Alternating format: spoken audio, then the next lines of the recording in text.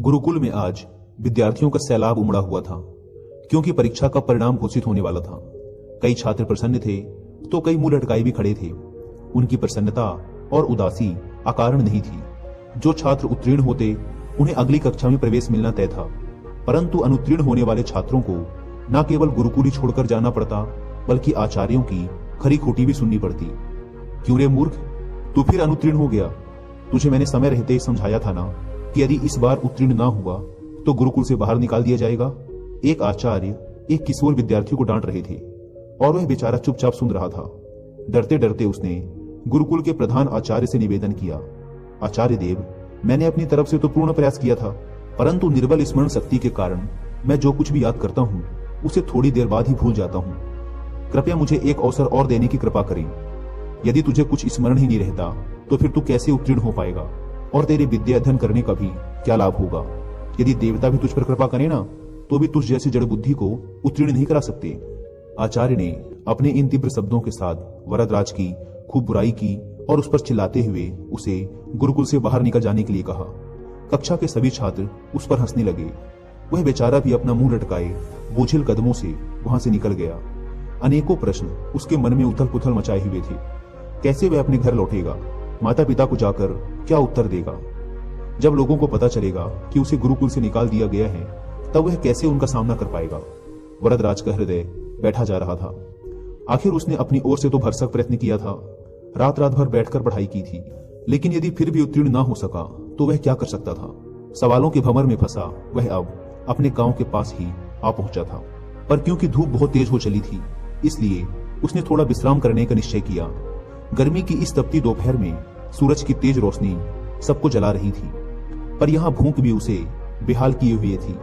इसलिए पास के कुएं की जगत पर बैठकर ही उसने सत्तू खाने का निश्चय किया, जिसे वह गुरुकुल से लेकर चला था। कुएं पर कई लोग खड़े थे। प्यास के मारे सब बेहाल थे, इसलिए बार बार डेगची कुएं में डालते और शीतल जल निकालकर पीते। रस्सी के बार बार रगड़ने से कुएं के किनारे लगा पत्थर भी घिसने लग गया था। लोग जितना पानी निकालते पत्थर उतना ही घिसता जाता। वरदराज चुपचाप बैठा यह सब देख रहा था। अचानक ही उसके मन में एक विचार आया। वह सोचने लगा, यदि केवल जूट की बनी एक रस्सी से कठोर पत्थर घिस सकता है तो यदि मैं परिश्रम करूं तो क्या सफल नहीं हो सकता? आखिर दिमाग पत्थर से ज्यादा कठोर तो है नहीं। वरदराज के मन में आशा की ज्योति जगमगा उठी। वह उठ खड़ा हुआ और तुरंत ही उसने निश्चय किया कि वह वापस गुरुकुल लौट जाएगा और फिर से अध्ययन आरंभ करेगा। वह घर के समीप आ गया था, पर घर न जाकर वापस गुरुकुल लौट आया। उसके साथी उसे देखकर आश्चर्यचकित थे। उसकी बात सुनकर आचार्य ने पहले तो उसे बहुत झटका और उसकी बहुत बुराई की, पर फिर उसके बहुत अनुनय विनय और प्रार्थना करने पर द्रवित होकर उसे गुरुकुल में दोबारा प्रवेश दे दिया। इस बार वरदराज ने अध्ययन में रात दिन एक कर दिया और जब परीक्षा का परिणाम आया तो संपूर्ण गुरुकुल स्तब्ध था। वरदराज न केवल उत्तीर्ण हुआ था, बल्कि उसने संपूर्ण विद्यालय में प्रथम स्थान प्राप्त किया था। एक समय जड़ मूर्ख समझे जाने वाला यह बालक आगे चलकर संस्कृत का बहुत बड़ा विद्वान बना। उसने कई अद्वितीय ग्रंथों की रचना की। छात्र उसका शिष्य बनना गौरव की बात समझते थे, पर यह सब किसी जादू से संभव नहीं हुआ था। यह आश्चर्यजनक परिणाम उपजा था संकल्प की अमोघ शक्ति से। कठोर परिश्रम और प्रबल इच्छा शक्ति के बल पर ही यह असंभव कार्य संभव हुआ था। कामयाब लोग गलत नहीं कहते। निश्चय ही संकल्प सफलता का प्रथम सूत्र है। सच्चा संकल्प एक ऐसा अचूक अस्त्र है जो कभी खाली नहीं जाता।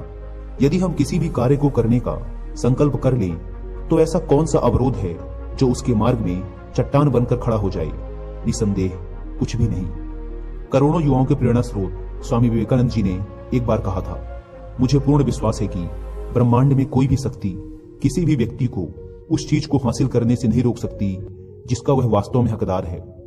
यदि मन अपनी पूर्ण क्षमता में जागृत है तो हर चीज पाई जा सकती है। पहाड़ों को भी खाक में मिलाया जा सकता है।